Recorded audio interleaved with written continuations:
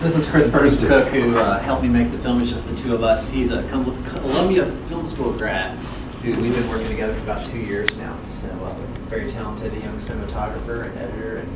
And I'm so happy that the films before ours were so light in subject matter to prepare you for the descent into the dark abyss that is American small town. That is New Glarus. It's kind of like my first Kiss concert I went to. After it finally ended, like Zeppelin's Rain song came on immediately, so I kind of felt like Zeppelin's Rain song just to calm everyone down. Well, first off, it was a really cool reminiscence for us because about 5 years ago, maybe 6? No, it was about 6. Has it been that long? Yeah, 5 or 6 years ago, we did basically a long-distance pub crawl, brewery touring of Wisconsin, and New Glarus was one of our favorite spots. It was in the middle of the afternoon that we got there, so we went to eat at Pimble's, yeah. and saw the dollars up on the ceiling. It was very bizarre. It breaks my heart though. That's the original ceiling. Oh yeah. It's like, what are you doing? Yeah. At least I donated it to charity. All right. And then went over to the new Glarus Brewing Company, and had some. I don't know. The Two Women was one of my favorites. Spotted Cow was great. Moon Man was great. Yeah. So it was fun to see all those things as we had experienced. Well, such a tremendous story, and I love revealing the Riverside Brewery and everyone thinking, oh, here's New Glarus, and then to showing what they've grown it into. Yeah. I love the fact that it was founded by a woman, and she's tough as nails. I mean, she looks cute and grandmotherly, but she is sharp as can be in the way that she runs her business, and I think it's a real message to our society that businesses can be successful and be what I call right-sized. They don't have to become the Anheuser-Busch and Millers of the world, but they don't have to be the smallest thing on the block. They can be a right-sized business to have a good growth trajectory, to be able to provide much-needed jobs in a small town like New Glarus, and the dynamics of how the town literally embraced them. I mean, everyone has these stereotypes of what small towns are all about. Well, Dan was from San Francisco, and Deb is from Wisconsin. But literally, when the day they rolled up, and actually I had to cut so much out, they had so many wonderful stories, but it's like they roll into town, they move into their house, and the first day they're there that night, there's a knock on the door. And they kind of look at each other like they don't really know anyone yet. And they open the door, and there was someone holding a pizza, and they're like confused, like, we didn't order pizza. Like, we know you just moved in. We thought you could use a pizza. Welcome to town.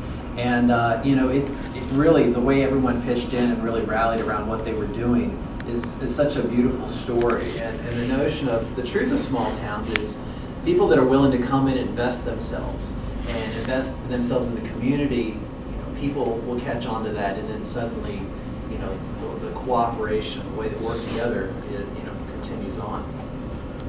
So, are you a native New Glarus? I am not. I'm from Kentucky, actually. But I always joke that, I grew up in a small town, so a lot of my storytelling, I did a web TV series called Small Town Flavor that you can find out on YouTube. But really trying to tell the true small town story, what I knew growing up in the small town that my mom came from. And then when we look at our media world, I mean, it's all inbred deliverance, backwards hillbillies that everyone, it's characterizing small towns as. So we're kind of battling back a little bit against that. And, in this day and age, you travel major U.S. city, and it's like the Capitol Grill Steakhouse is the same in Chicago as it is in Washington, as it is here and there. And it's becoming increasingly difficult to travel to big cities and get a unique experience.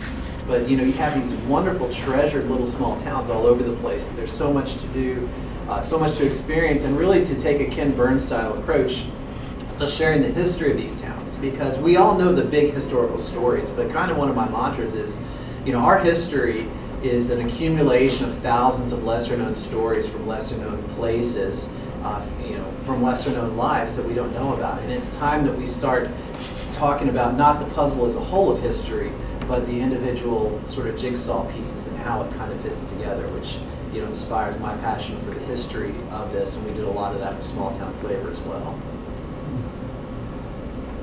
So how did New Glarus get picked? That's the question people most often ask. Well, I spent enough time in Wisconsin. My wife is a Madison grad, sitting in the back, so I've been cultured in all things Wisconsin, and I've realized that Wisconsin is just a much colder version of Kentucky. When I came up with the idea for this documentary film series, and my dream is to do one town in all 50 states. We've been trying to crowdsource and raise money, and we had a nice little bump, and then it's kind of slowed down. But I was familiar, first of all, with New Glarus Brewing Company because we have friendly bootleggers agreements because they don't sell it anywhere but Wisconsin. So that when we're friends, if we're in Wisconsin, we'll bring some back. And had known a little bit about the story, and we had a family reunion, and we all rented a farmhouse. Shelby's family from the D.C. area and up in the New York area came into town, so we stayed just outside of New Glarus. And it got me to begin researching, because if we're going to be there, I want to go take a look, because this could be the town. I wanted somewhere that was relatively close. I mean, I've done Alabama and Kentucky, and for small town flavor, it was really far away. It just increases the complications of production.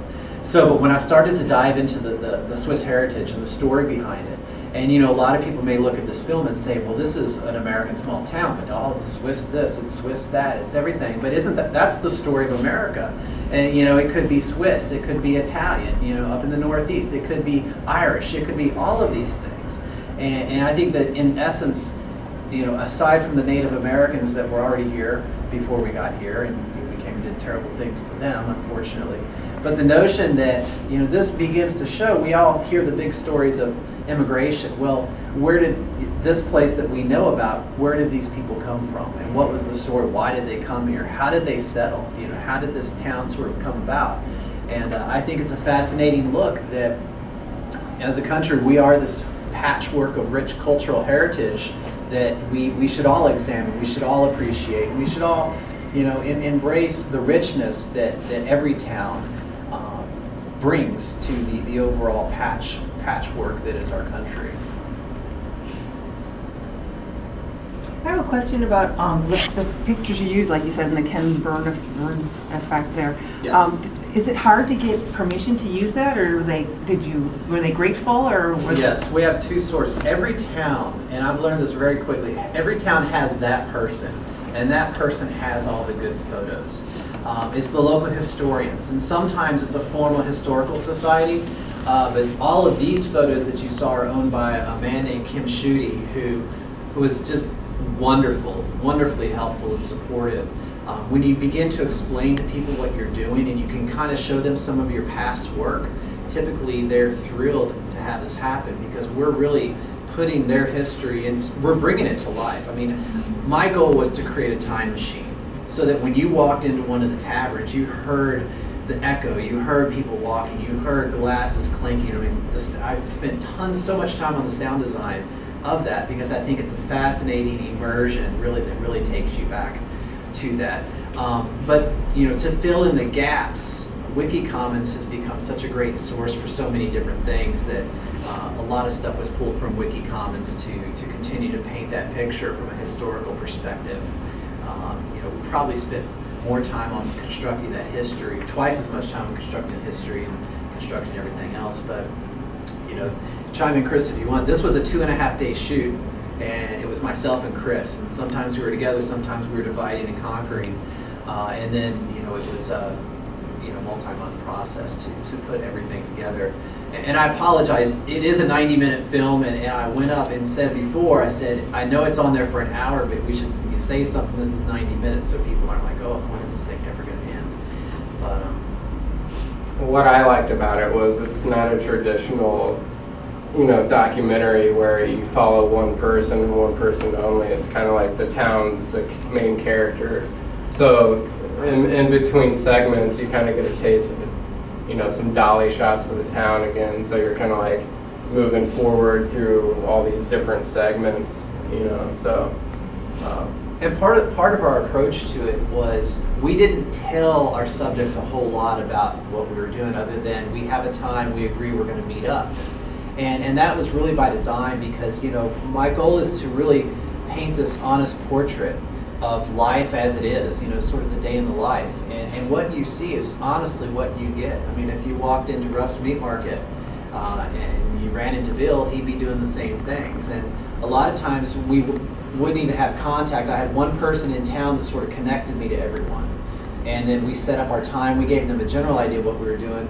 But when we arrived, we just started rolling and let's go. Show me around. Tell me your story.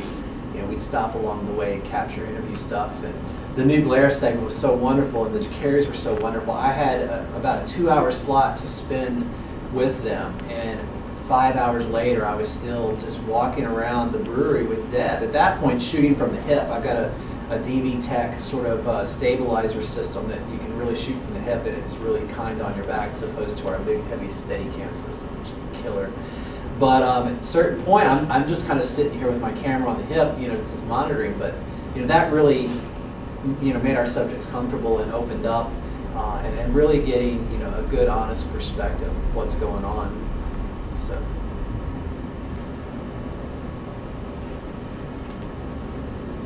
Other questions? Any other questions? Just want to say great job. Thanks for sharing. Love the music. You want so much money with me tonight, Joel. Yeah, I know. Thanks. Well, that's the other thing. I got into independent film as a composer about 15 years ago. That's how I started. I mean, I'd always been a documentarian.